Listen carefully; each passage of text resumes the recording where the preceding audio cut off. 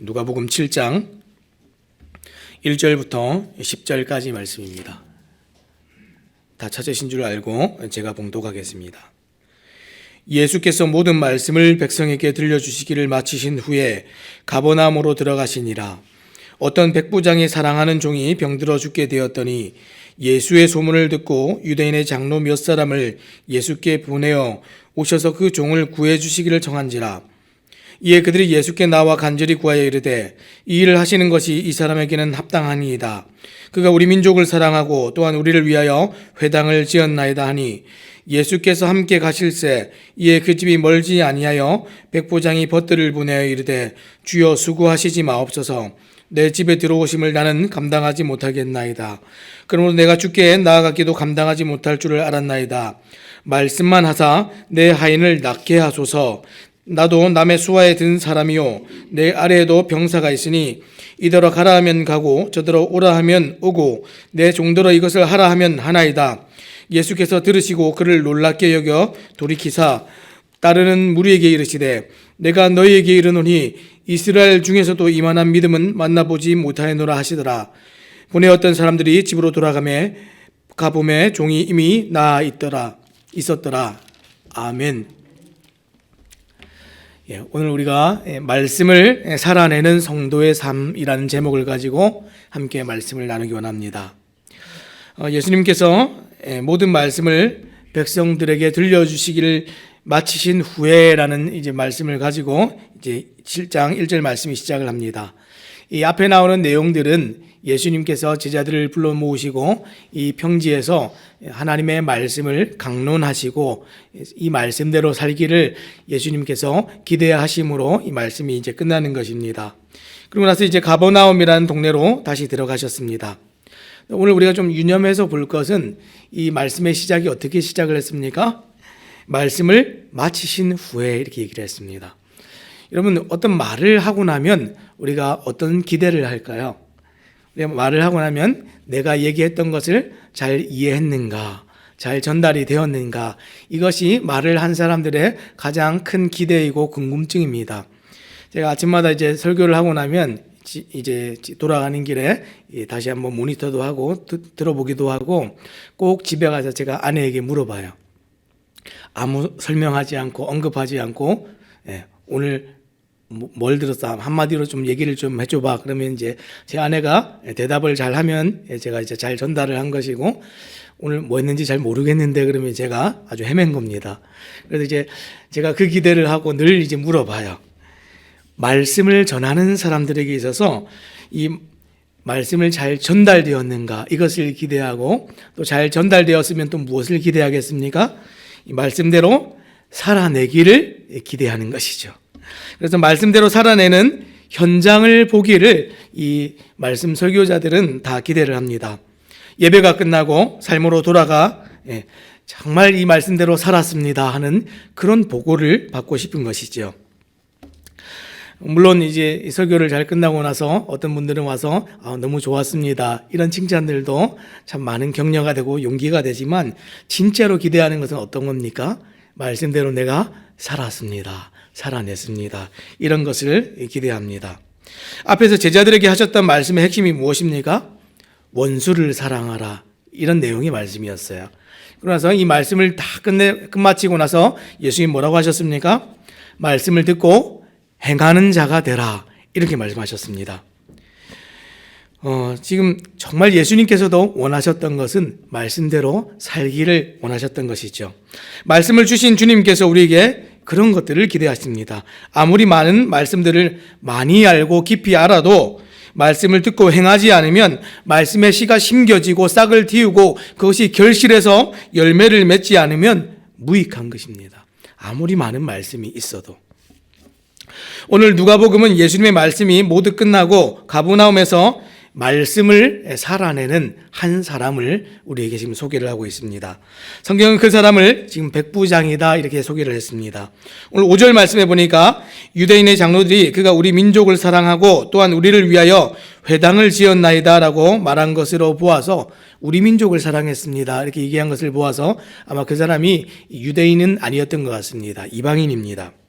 또 이 원어에 쓰인 그의 호칭을 좀 보면 이 헤카톤 타르코스라는 말인데 이게 라틴어에서 온 말입니다. 지금 켄토리오라는 말에서 온 것인데 이 그의 호칭을 볼 때 로마의 장교였다는 것을 좀 생각해 볼 수 있습니다. 당시 이 갈릴리 지역에는 주둔하고 있는 로마의 군대가 없었습니다. 이 사람이 어디서 나타난 사람인가 좀 보니까 요한복음 4장 46절의 말씀에 동일한 이 사람에 관해서 왕의 신하가 있어 그의 아들이 가버나움에서 병들었더니 이렇게 기록을 하고 있습니다. 왕의 신하였습니다. 아마 이 헤롯 왕의 시민병, 이 치안 유지를 위해서 파송된 군인이 아니었던가 싶습니다.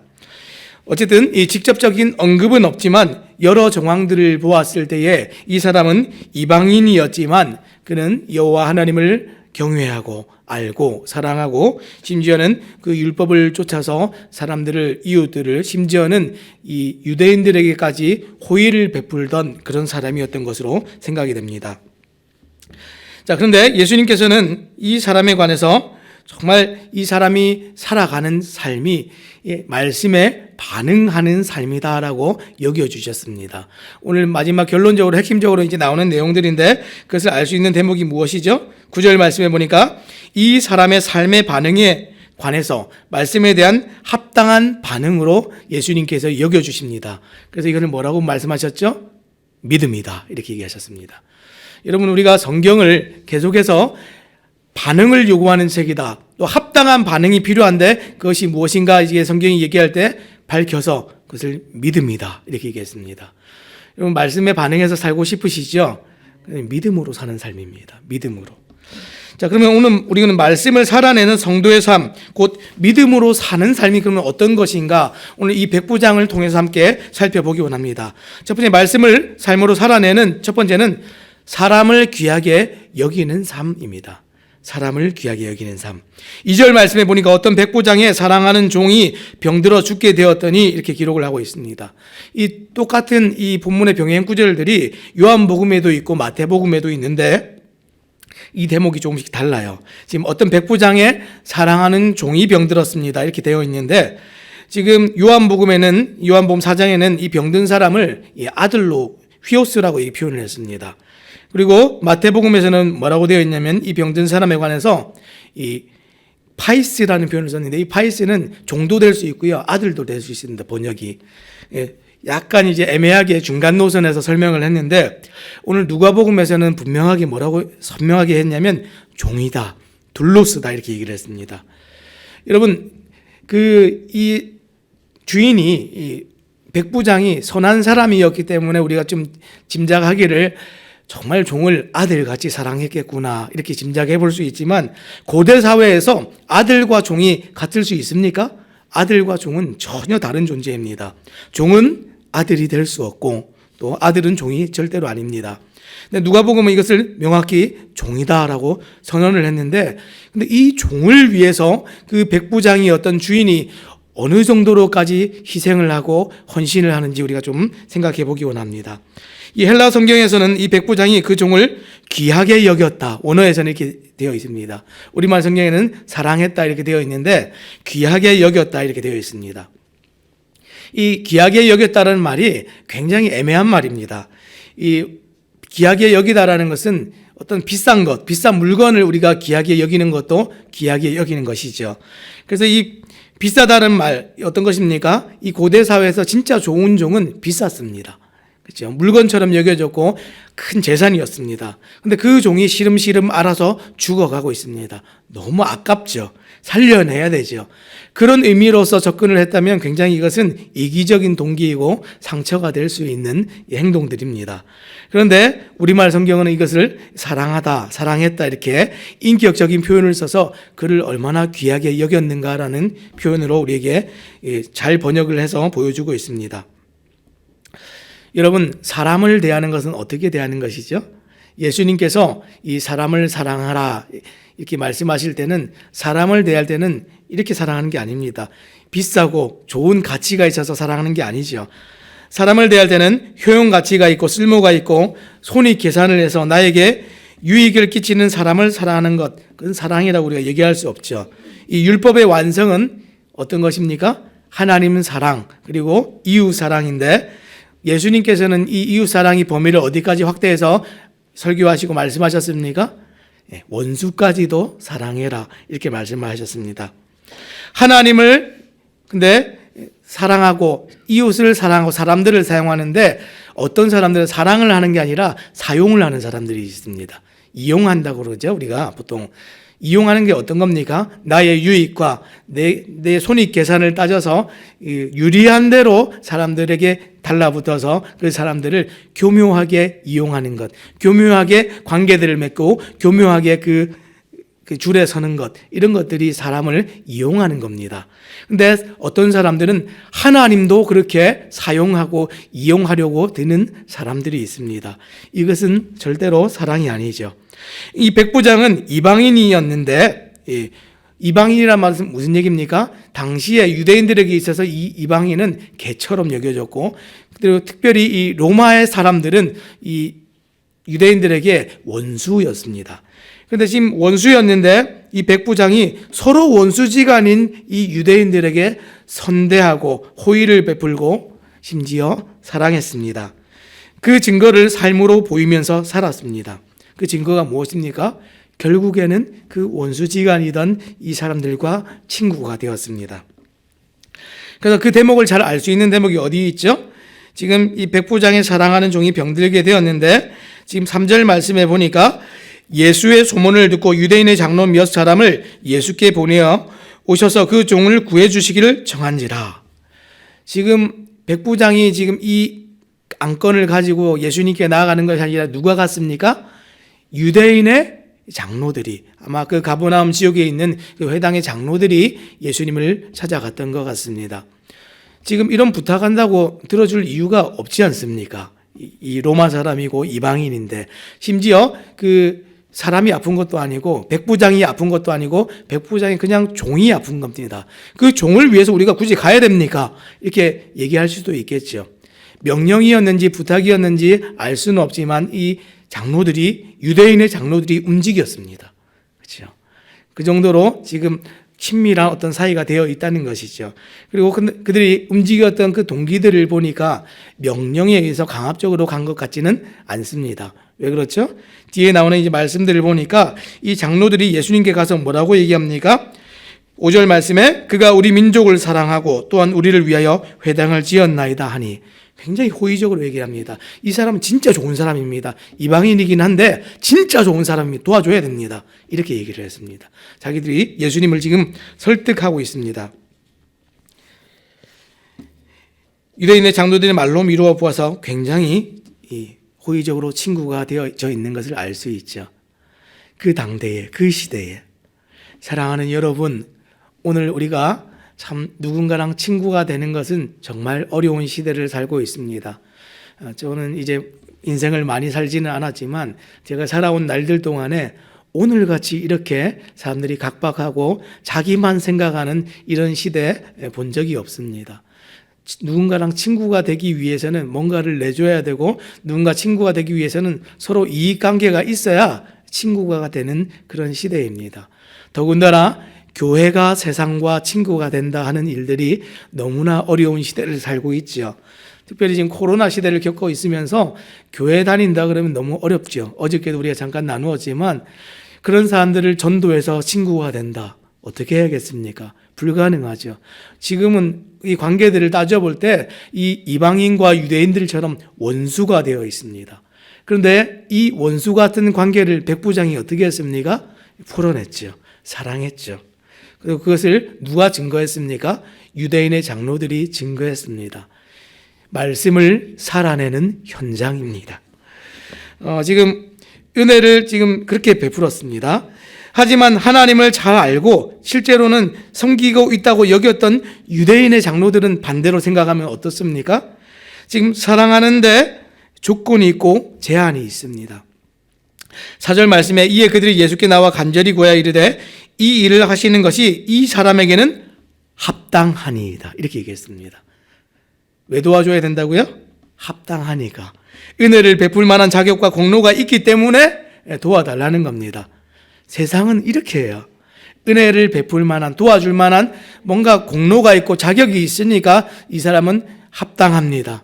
이 사람은 합당하지가 않으니까 버려도 됩니다. 안 도와줘야 됩니다. 이렇게 사람을 가르고 분리하는 것이 세상인데 말씀을 살아내는 삶은 절대로 그렇지 않습니다. 은혜가 흘러서 예수를 닮은 그 삶이 있어서 은혜가 흘러서 계속적으로 자비와 긍휼이 흘러가는 것, 이것이 말씀이 사라지는 현장입니다. 5절 말씀에 또 그러면 어떻게 했습니까? 5절 말씀에 했던 우리 민족을 사랑하고 회당을 지어줬습니다 하는 내용을 보았더니 지금 유대인들이 먼저 가서 화친을 맺고 친구가 되기를 청했던 것 같지는 않습니다. 이 로마의 백부장이 먼저 사랑했고 회당도 지어주고 그렇게 일을 했습니다. 사랑하는 여러분, 어떤 사람이 나에게 했던 것들을 우리가 자꾸 계수하고 카운트하면서 사랑할 수 있는 사람 찾아보려고 하면 아무도 없습니다. 나에게 먼저 사랑하면 내가 이만큼 사랑하겠다 그러면 누구를 사랑할 수 있습니까? 부부도 사랑하기 힘듭니다. 부부들도 그러죠. 서운한 것들 다 쌓아놓죠. 그러면서 이제 이 아내들이, 남편들이 평소에는 다 이게 물밑에 있다가 한번 딱 싸우면 어떻습니까? 응? 당신 그때 그러지 않았어? 그러면서 모든 아픈 것들, 허물들 다 서로 막 카운트하면서 당신이 이만큼 사랑했으니까 나는 이만큼 사랑해 주는 거야. 당신이 이만큼밖에 안 했으니까 나도 이 정도밖에 안 해주는 거야. 부부들도 그렇게 얘기를 해요. 그런데 세상에 사랑할 수 있는 사람이 누가 있겠습니까? 사랑하는 여러분, 사랑은 절대 그렇게 하는 것이 아닙니다. 하나님 말씀을 따라서 하나님 사랑이 이어져서 사람들을 원수까지 사랑하는 그 일들이 우리 삶에 일어나고 있습니까? 이것이 되어져야 진짜 하나님의 말씀을 살아내는 삶의 현장이고 이것이 진짜 교회이고 성도입니다. 나에게 도움을 줄 만한 사람들만 사랑하십니까? 그것은 예수님께서 우리에게 말씀하신 성도의 삶이 아닌 줄 우리가 알고 우리 다시 말씀으로 돌아가기를 원합니다. 두 번째, 그 말씀을 살아내는, 말씀을 사는 성도의 삶이 어떤 것입니까? 하나님의 권위를 인정하는 삶입니다. 지금 백부장이 보니까 예수님을 직접 대면하지를 않고 있습니다. 왜 그렇습니까? 모르긴 몰라도 그는 율법을 굉장히 잘 알았던 것 같습니다. 이방인이 이 유대인을 만나면 어떻게 되죠? 이 유대인이 부정하게 됩니다. 그러면 이 이방인이 유대인에게 막 함부로 나서면 유대인들이 굉장히 불편하고 꺼리낌이 되겠죠. 아마 그것을 생각했던 것 같습니다. 유대인 장로들을 지금 예수님께 보냈던 상황들을 보면 이방인을 보내거나 로마의 자기의 군대 군인들을 보내거나 그러지 않고 유대인 장로들을 보냈습니다. 만나도 괜찮죠. 유대인 장로들을 보내서 예수님을 초청했습니다. 그때 예수님께서 이제 오시는데 집 가까이 왔을 때 또 어떤 일이 있습니까? 6절 말씀해 보니까 이번에는 벗들을 보냈다. 친구들을 보냈습니다. 이 친구들이라 하면 그와 모든 생각과 마음을 나누었던 사람들입니다.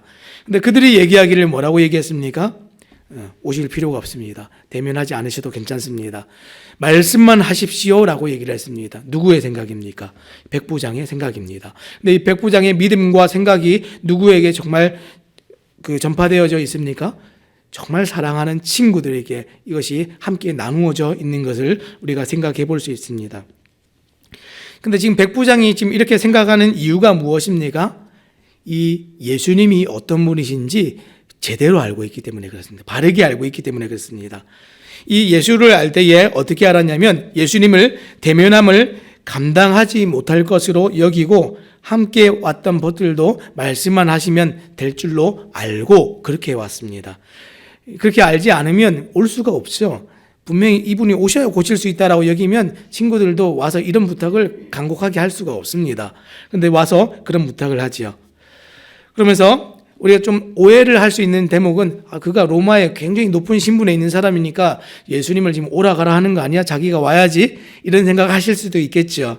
그런데 지금 7절 말씀을 보면 그런 것이 아니라는 것을 잘 알 수 있습니다. 7절 말씀에 그러므로 내가 주께 나아가기도 감당하지 못할 줄을 알았나이다. 말씀만 하사 내 아이를 낫게 하소서. 내가 나아가는 것을 감당할 수 없어서 제가 못 가는 겁니다. 이렇게 얘기를 했습니다. 그런데 내가 나아갈 수 없는 신분이고 위치라는 것을 어떻게 알았습니까? 6절 말씀에 이렇게 얘기했습니다. 6절 말씀에 예수께서 함께 가실새 이에 그 집이 멀지 아니하여 백부장이 그 벗들을 보내어 이르되 주여 수고하지 마옵소서 내 집에 들어오심을 나는 감당하지 못하겠나이다. 그러므로 이어지는 게 이제 7절 그러므로 이렇게 얘기했습니다. 내 집에 들어오는 것을 내가 감당하지 못한 일이다라는 것을 내가 깨달았을 때 내가 도리어 나아가는 것도 감당할 수 없는 사람이구나, 이것을 알았다는 겁니다. 여러분, 이게 뭡니까? 주제 파악입니다. 주제 파악. 하나님 앞에서 그분의 권위 아래서 나는 그분을 아련하고 대면할 수도 없는 위치의 존재이구나, 이것을 이 백부장이 알았습니다. 사회적인 위치는 그런 사람이 아닙니다. 그 지위를 따져본다면 그는 호령할 수 있고 명령할 수 있는 위치에 있는 사람이었는데, 그가 영적인 눈이 띄어지니까 무엇을 알았습니까? 그분은 하나님이시고, 그분이 하나님이시라면 나는 그분 앞에 나아가든지 그분이 나에게 나아오시든지 내가 죄인일 수밖에 없구나, 이것을 그는 알았습니다. 죄인이 하나님을 만나는 방법이 뭐가 있습니까? 은혜밖에 없습니다. 은혜밖에. 그분이 은혜를 베푸시지 않으면 나는 살 수도 없고 당신을 만날 수도 없습니다. 내가 이것을 깨달았습니다. 이게 예수님을 바르게 알게 된 백부장의 자세입니다. 사랑하는 여러분, 우리 구주 어떻게 알고 계십니까? 우리 주님을 어떻게 이해하고 오늘 하루를 살아가십니까? 그분 앞에서 나의 이 위치와 존재가 그분에게 명령하고 말씀하면 그분이 들어주셔야 될 분이 아닌 거죠. 그분이 또 말씀만 하신다면 오늘 나의 삶의 모든 현장이 바뀔 수 있다는 것, 그렇게 믿고 살아가십니까? 오늘 백부장은 그것을 알고 그의 친구들은 그것을 알고 믿고 오늘 그렇게 나아왔습니다. 어떻게 해요? 장소와 시간 구애받지 않고, 그분이 거기 계셔도 오시지 않아도, 지금 시간 차가 있어도 모든 것이 다 달라도 말씀만 하시면 모든 것이 가능합니다. 이것이 백부장의 믿음이었습니다. 그것이 하나님의 권위를 바르게 인정하고 살아가는 삶이었습니다. 사랑하는 여러분, 오늘 하루 우리가 살아갈 때에 너무나 많은 것이 얽히고 설키고 복잡하게 꼬여서 살아갈 때에 나로서 해결할 수 없는 것들을 어떻게 해결합니까? 힘이 있고 나에게 유익이 있는 사람들을 찾아가서 관계들을 맺으면서 사랑한다 말하면서 그렇게 살아가십니까? 아니죠. 나에게 주신 모든 사람들을 사랑하면서 나에게 주신 모든 기회들 가운데 하나님이 하시기를 우리가 기다리면서 인정하면서 살아가는 것, 이것이 진짜 믿음입니다. 그래서 8절 말씀에 뭐라고 얘기합니까? 나도 남의 수하에 든 사람이요 내 아래에도 병사가 있으니 이더러 가라 하면 가고 저더러 오라 하면 오고 내 종대로 이것을 하라 하면 하나이다. 할 수 있는 것을 얘기한다는 거죠. 하라 하면 하고 하지 말라 하면 하지 않는데, 예수님의 능력의 제한치와 범위를 생각할 때에 안 오셔도 됩니다. 그냥 하라 말씀만 하시면 됩니다. 어디까지 생각했습니까? 예수님이 그저 능력 있고 치유하는 힘이 있는 정도가 아니라 그분을 만물의 주관자이시요 주이시요 왕이시요 하나님이다라는 것을 너무나 정확하게 알았던 믿음의 반응입니다. 하나님을 정말 믿으십니까? 정말 나를 구원하신 그 구주께서 오늘 하루를 살아가는 이 일에서도 이 힘을 주시고 능력을 발휘하실 수 있는 하나님이라는 사실을 진짜로 믿으십니까? 믿음은 정말 단순해야 됩니다. 어저께 눈이 펑펑 왔는데, 눈이 펑펑 오는 것을 보면서 눈이 너무 많이 온다 그러면서 제 아내가 창문을 보면서 얘기하는데, 갑자기 저희 딸이 그래요. 엄마 미안해 그런 거예요. 갑자기 왜 미안해 그랬더니 내가 눈이 많이 오라고 기도를 했어, 이렇게 얘기하는 거예요. 그러니까 진짜로 그렇게 믿는 거예요. 하나님께서 나의 기도를 들으셔서 지금 너무 눈이 많이 오게 됐는데, 아이고 내가 너무 기도를 열심히 했구나, 엄마 미안해, 이렇게 얘기를 하는 거죠. 우리는 아이들이 이렇게 단순하게 믿는 것처럼 하나님을 정말 그렇게 믿는 믿음이 있어야 됩니다. 이 믿음을 볼 때 예수님의 평가가 무엇입니까? 9절 말씀해 보니까 예수께서 들으시고 그를 놀랍게 여겨 돌이키사 따르는 무리에게 이르시되 내가 너에게 이르노니 이스라엘 중에서도 이만한 믿음은 만나보지 못하였노라 하시더라. 뭐라고 하셨습니까? 믿음이다.